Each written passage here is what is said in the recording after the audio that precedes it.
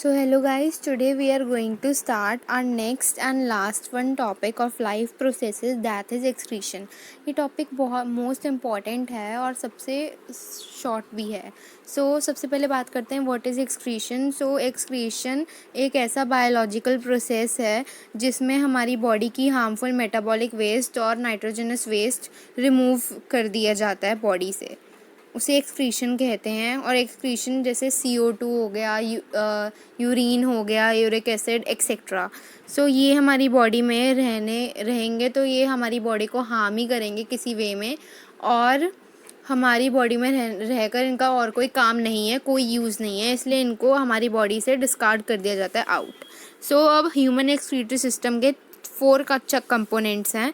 First, a pair of kidneys. इनके मतलब 4 organ कह सकते हैं आप इन्हें. A pair of kidneys, ureters, urinary bladder और यूरेथ्रा. ये जो लेबलिंग है ये ह्यूमन एक्सक्रीटरी डायग्राम के अंदर होती है सिस्टम के, वो आपको NCERT में मिल जाएगा. आप उसको एज इट इज़ लर्न कर लीजिएगा. जब अगर पेपर के अंदर कोई क्वेश्चन आता है एक्सक्रीशन से रिगार्डेड तो वो डायग्राम भी साथ में बनता है. उसको लर्न करना मोस्ट इम्पॉर्टेंट है. नाउ अगर अब हम बात करते हैं एक्सक्रीशन इन ह्यूमन बींग्स की. ह्यूमन बींग्स जो हैं, ह्यूमन बींग्स के अंदर एक्सक्रीशन जो होता है वो किडनीज़ के अंदर होता है. ठीक है, अब किडनीज़ की बात कर लेते हैं. किडनीज़ जो होती हैं वो एब्डोमेन सैक के अंदर होती हैं, जो कि बैकबोन की साइड पे होता है. बैकबोन, अब हमारी किडनीज़ जो हैं वो बैकबोन से साइड के आगे वाले पोर्शन पे है और उस पोर्शन को एब्डोमेन कहते हैं, वहाँ पे किडनीज़ होती हैं. और किडनीज़ और जो हमारी बॉडी में यूरिन प्रोड्यूस होता है वो किडनीज़ के अंदर पास होता है यूरेटर्स के थ्रू. वो यूरिनरी ब्लैडर के अंदर जाता है और वहाँ पे वो स्टोर रहता है जब तक वो हमारी बॉडी से रिलीज़ नहीं हो जाता यूरेथ्रा के थ्रू. ये हमारी बॉडी में से यूरिन रिलीज़ होने का प्रोसेस है कि हमारी बॉडी में से यूरिन कैसे रिलीज़ होता है. ये उसका है सेकंड पॉइंट. ठीक है, अब now let us come on function of kidney organs. अब किडनी ऑर्गन्स या फिर कंपोनेंट्स जो हैं ह्यूमन एक्सक्रीटरी सिस्टम के, उसके फंक्शंस क्या हैं. जो पेयर ऑफ किडनीज़ जो हैं, हमारे बॉडी में 2 किडनीज़ होती हैं. ठीक है, अब वो किडनीज़ बीन शेप्ड होती हैं, राजमा की तरह शेप होती है उनकी. And they are located at the back of the abdomen. जो मैंने बताया था एब्डोमेन सैक के अंदर होते हैं on either side of the backbone. ठीक है, किडनीज़ जो होते हैं वो यूरिन फॉर्मेशन में हेल्प करते हैं. ठीक है, और जो यूरेटर होते हैं हमारे, जो किडनीज़ में से आ रहे होते हैं, बहुत थ्रेड लाइक स्ट्रक्चर्स होते हैं. वो उनमें से यूरिन पास होता है किडनीज़ के थ्रू यूरिनरी ब्लैडर के अंदर. और जो यूरिनरी ब्लैडर है वो एक मस्कुलर ऑर्गन है जो यूरिन को स्टोर करके रखता है जब तक वो बॉडी से रिलीज़ नहीं होता आउट. और जो यूरेथ्रा है वो एक ओपनिंग है यूरिनरी ब्लैडर की, जिससे यूरिन हमारी बॉडी में से ईजिली डिस्कार्ड कर दिया जाता है, रिलीज़ कर दिया जाता है हमारी बॉडी से. अब जो फंक्शनल यूनिट है किडनी की, अब ये बहुत इंपॉर्टेंट क्वेश्चन है. ये अक्सर पेपर के अंदर आता है. What is name the functional unit of kidney, 1 marker. और बेसिकली मोस्ट प्रोबेबली ये 5 मार्क्स में आता है. और नेफ्रॉन का आपको पूरा उसका यूज़ लिखना पड़ता है, नेफ्रॉन का लिखना पड़ता है, यूनिट्स लिखनी पड़ती हैं एक्सेट्रा, और डायग्राम बनाना पड़ता है, तो जाके आपको पूरे 5 मार्क्स कंडक्ट होते हैं आपके. नाउ किडनी की फंक्शनल यूनिट नेफ्रॉन है. अब नेफ्रॉन के भी कुछ आगे फर्दर पार्ट्स हैं. Nephron consist of Bowman's capsule. Bowman's capsule के इंट्रो पे अगर हम आते हैं तो ये एक कप शेप्ड स्ट्रक्चर है जो हमारे प्रॉक्सिमल एंड पे नेफ्रॉन के स्टार्टिंग में प्रेजेंट होता है. नेफ्रॉन के स्टार्टिंग में बोमन्स कैप्सूल प्रेजेंट होता है जो एक कप की तरह दिखता है. और इसके अंदर बहुत सारे कैपिलरीज़ हैं, बंडल ऑफ ब्लड कैपिलरीज़ हैं, एक ग्रुप है कैपिलरीज़ का, और उन्हें कहते हैं ग्लोमेरुल्स. और ट्यूब्यूल. अब ट्यूब्यूल की बात करते हैं किडनी के, तो a nephron contains tubular part which is divided. अब जो नेफ्रॉन का ट्यूबुलर पार्ट है वो डिवाइडेड है PCT में, हेनल्स लूप और DCT. अब PCT की अगर आपको फुल फॉर्म की रिक्वायरमेंट नहीं होती है, पर अगर फुल फॉर्म फिर भी आपको अपनी नॉलेज के लिए चाहिए तो पीसीटी की फुल फॉर्म होती है प्रॉक्सिमल कॉन्वोल्यूटेड ट्यूब्यूल और डीसीटी की फुल फॉर्म होती है डिस्टल कॉन्वोल्यूटेड ट्यूब्यूल।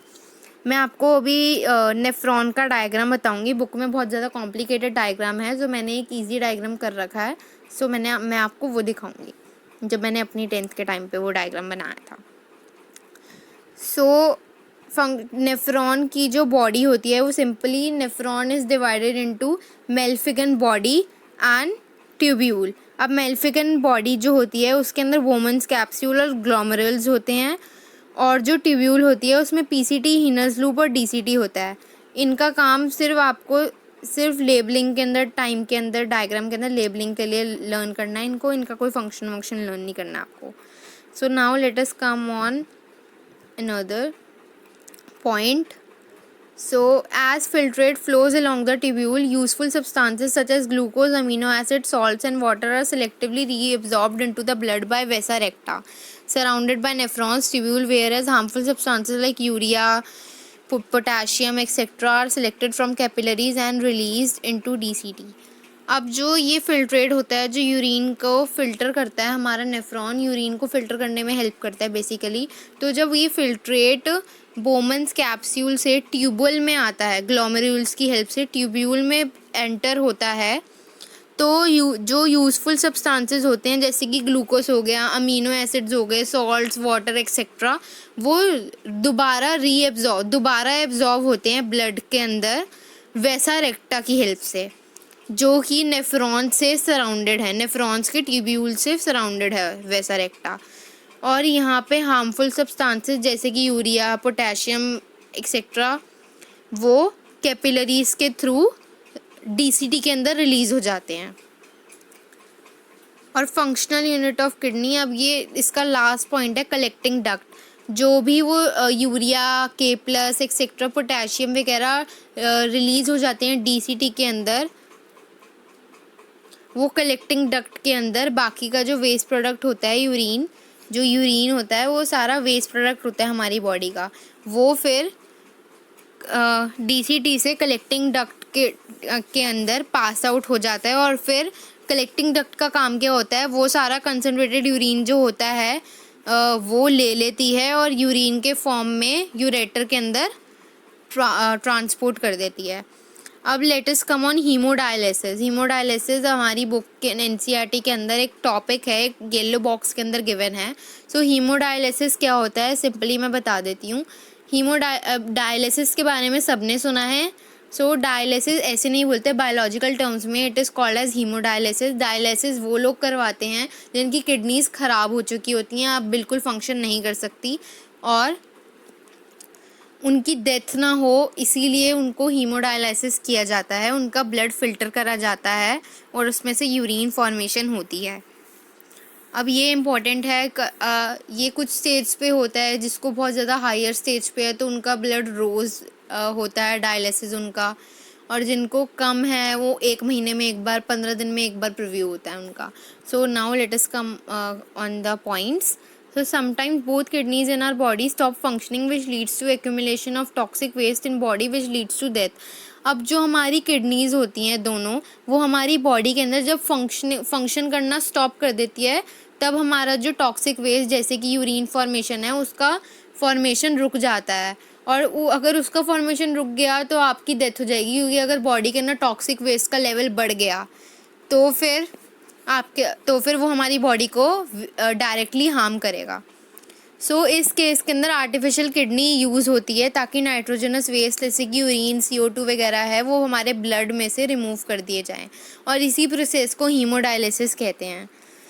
और इस प्रोसेस के चलते हुए जो पेशेंट का जो ब्लड होता है वो निकाला जाता है आर्टरी में से, पेशेंट के आर्टरी में से ब्लड निकाला जाता है और उसको डायलिसिस मशीन के अंदर बहुत सारी ट्यूब्स होती हैं जिसके अंदर सेमी परमिएबल, हमारी बॉडी के अंदर सेमी परमिएबल लाइनिंग है ना, वैसी एक सेमी परमिएबल लाइनिंग लगी होती है डायलिसिस मशीन के अंदर। जो भी ब्लड निकाला जाता है आर्टरी में से उसको उसके अंदर डाल दिया जाता है और वो एक टैंक लाइक स्ट्रक्चर होता है। डायलिसिस फ्लूइड भी उसके अंदर प्रेजेंट होता है, कुछ केमिकल्स वगैरह होते हैं जो ब्लड को फ़िल्टर आउट करने में, नाइट्रोजनस वेस्ट को की फॉर्मेशन करने में हेल्प करते हैं। सो उसके बाद जो ये पैसेज होता है वेस्ट का, प्रोडक्ट्स जो निकलते हैं वो पास हो जाते हैं डायलिसिस फ्लूइड के अंदर डिफ्यूजन के थ्रू, सिंपल डिफ्यूजन रिक्वायरमेंट्स के थ्रू। जो ये वेस्ट प्रोडक्ट्स वगैरह फ़िल्टर आउट करता है डायलिसिस मशीन, वो डायलिसिस फ्लूइड के अंदर ट्रांसपोर्ट हो जाते हैं और फिर जो प्यूरिफाइड ब्लड होता है वो पेशेंट की बॉडी में दोबारा से पंप कर दिया जाता है और ऐसे हीमोडायलिसिस का प्रोसेस ख़त्म हो जाता है। ठीक है, सो हीमोडायलिसिस भी काफ़ी इंपॉर्टेंट है। इस चैप्टर में से एक्सक्रीशन टॉपिक में से haemodialysis and nephron the functional unit of kidney, ये दोनों बहुत इंपॉर्टेंट हैं। हीमोडायलिसिस का भी डायग्राम बनता है जो आपकी बुक के अंदर है, उसको डायग्राम को सिंपली लर्न करके कर सकते हैं आप। उस डायग्राम को भी बनाना पड़ता है आंसर के अंदर। Now let us come on different types of waste in our body. हमारी बॉडी के अंदर डिफरेंट टाइप ऑफ वेस्ट है। अब जो CO2 यूरिन फॉर्मेशन वगैरह है वो तो नाइट्रोजनस वेस्ट तो काउंट हो रही है, पर CO2 एक गैस है। सो गैशियस वेस्ट वो होती है जिसमें CO2 इंक्लूड होती है गैशियस वेस्ट के अंदर, और ये हमारी बॉडी के अंदर फॉर्म होती है जब रेस्पिरेशन का प्रोसेस कंटिन्यू होता है, और ये जो CO2 है वो हमारी बॉडी में से एक्सहेल कर दी जाती है आउट लंग्स की हेल्प से। अब जो सॉलिड वेस्ट है जैसे अनडाइजेस्टेड फूड हो गया, वो लार्ज इंटेस्टाइन के अंदर जो पास होता है और रिलीज़ कर दिया जाता है एनस के through by the process called ईजेशन। ईजेशन के थ्रू सॉलिड वेस्ट जो होती है वो हमारी बॉडी से डिस्कार्ड कर दी जाती है आउट। अब जो लिक्विड वेस्ट है जैसे कि यूरिन फॉर्मेशन, यूरिन जो है वो हमारी बॉडी की लिक्विड वेस्ट है। सो वो नाइट्रोजनस वेस्ट है और वो हमारी बॉडी में से यूरिन की फॉर्म में एक्सक्रीशन का प्रोसेस, एक्सक्रीशन के थ्रू रिलीज़ कर दी जाती है यूरेथ्रा की हेल्प से। जो एक्सेसिव वाटर होता है हमारी बॉडी में से वो यूरिन की फॉर्म होती है, यूरिन के फॉर्म में हमारी बॉडी से निकल जाता है। और जो स्वेट, जब हमारे को पसीना आता है, स्वेटिंग करते हैं जब हम, तो वो भी हमारी बॉडी में से वेस्ट रिलीज़ हो रहा है। जो हमारी बॉडी में एक्स्ट्रा सॉल्ट्स होते हैं तो वो स्वेट के थ्रू हमारी बॉडी में से रिलीज़ हो जाते हैं। जो हमारा जो पसीना होता है वो सॉल्टी होता है, वो इसीलिए निकलता है ताकि हमारी बॉडी में जो एक्स्ट्रा सॉल्ट्स हैं या वो सॉल्ट्स हैं जिनकी हमें हमारी बॉडी में केमिकल रिएक्शंस को प्लेस करने के लिए ज़रूरत नहीं है, वो सॉल्ट्स रिलीज़ हो जाते हैं स्वेट के थ्रू। अब late us come on the factors which affect the amount of urine release from the body. अब वो फैक्टर्स की बात करते हैं जो यूरिन के अमाउंट को बढ़ाते हैं और कम करते हैं हमारी बॉडी में से।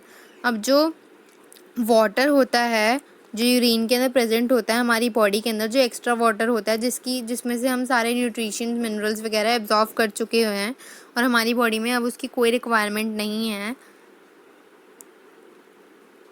वो डाइल्यूट हो जाता है और यूरिन के फॉर्म में हमारी बॉडी में से किडनीज़ के हेल्प से यूरेथ्रा के थ्रू रिलीज़ हो जाता है। यूरेटर्स पास करते हैं उसे यूरिनरी ब्लैडर में और यूरिनरी ब्लैडर के थ्रू वो यूरेथ्रा से हमारी बॉडी से रिलीज़ कर दिया जाता है। और जो हमारी बॉडी में यूरिया प्रेजेंट होता है, जो कि हमारे जो अमाउंट ऑफ यूरिया प्रोड्यूस्ड है हमारे वाटर के अमाउंट से ज़्यादा होता है, तो वो रिक्वायर्ड नहीं होता है और उसे भी डिस्कार्ड कर दिया जाता है हमारी बॉडी से आउट। यूरिया हमारी बॉडी में नहीं बनता है, यूरिया बर्ड्स और अदर एनिमल्स की बॉडी में बनता है, यूरिया और uric acid. Okay, now let us come on excretion in plants. ये टॉपिक इतना इंपॉर्टेंट नहीं है, factors which affect the amount of urine. Excretion in plants भी इतना इम्पॉर्टेंट नहीं है बट इसको पढ़ना ज़रूरी है। नाउ एक्सक्रीशन इन प्लांट्स की बात करें तो plants use different mechanism, plants different mechanism use करते हैं अपनी नाइट्रोजनस वेस्ट को रिलीज़ करने के लिए। सो जैसे कि O2 और CO2 है, वो जो प्लांट बॉडी के अंदर फोटोसिंथेसिस और रेस्पिरेशन के टाइम पे रिलीज़ हो जाती है स्टोमेटा के हेल्प से, स्टोमेटा के थ्रू। और जो प्लांट बॉडी के अंदर एक्सेस अमाउंट ऑफ वाटर होता है वो ट्रांसपीरेशन की हेल्प से रिलीज़ हो जाता है। और जो वेस्ट प्रोडक्ट्स होते हैं जैसे कि लेटेक्स हो गया, रबर हो गया, रेजिन हो गया एक्सेट्रा, वो ओल्ड जाइलम सेल्स मतलब वो जैसे हमने 9th क्लास के अंदर पढ़ा था, जो मेरिस्मेटिक टिश्यूज़ होते हैं वो यंग वंग, उनका यंग कुछ हिसाब होता है। पहले जो प्लांट होता है जब वो यंग होता है तो वो ग्रीन कलर का होता है, धीरे धीरे वो ब्राउन कलर की कोटिंग आ जाती है उसके ऊपर और वो सेल्स डेड हो जाते हैं। वैसा ही ओल्ड जाइलम सेल्स के अंदर होता है कि जो डेड सेल्स होने वाले होते हैं, जो पुराने सेल्स होते हैं, उनके अंदर ये जो वेस्ट प्रोडक्ट्स होते हैं, लेटेक्स, रबर, रेजिन वगैरह, वो डाल दिया जाता है। लेटेक्स फेविकॉल बनाने में भी यूज़ होता है। वो प्लांट के लिए एक तरह से वेस्ट है। जो कुछ सॉल्ट्स होते हैं प्लांट बॉडी के अंदर, वो सॉइल के अंदर रिलीज़ हो जाते हैं रूट्स की हेल्प से।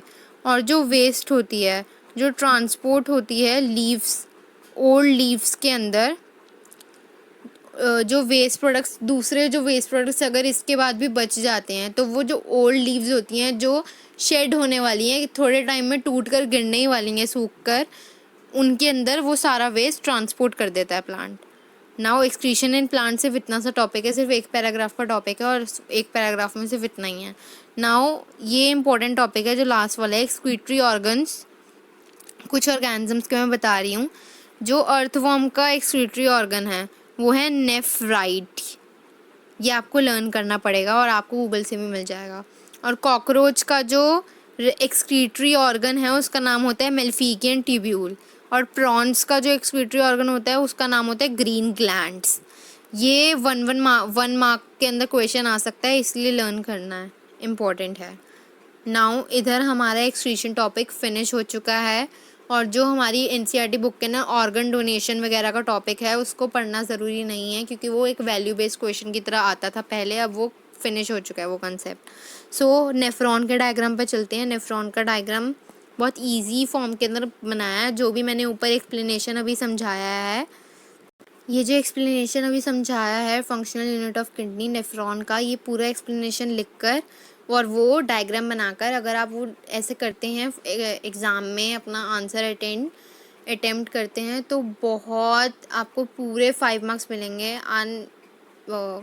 Trust me, it's a very well explained answer, कोई आपके मार्क्स डिडक्ट नहीं कर सकता है।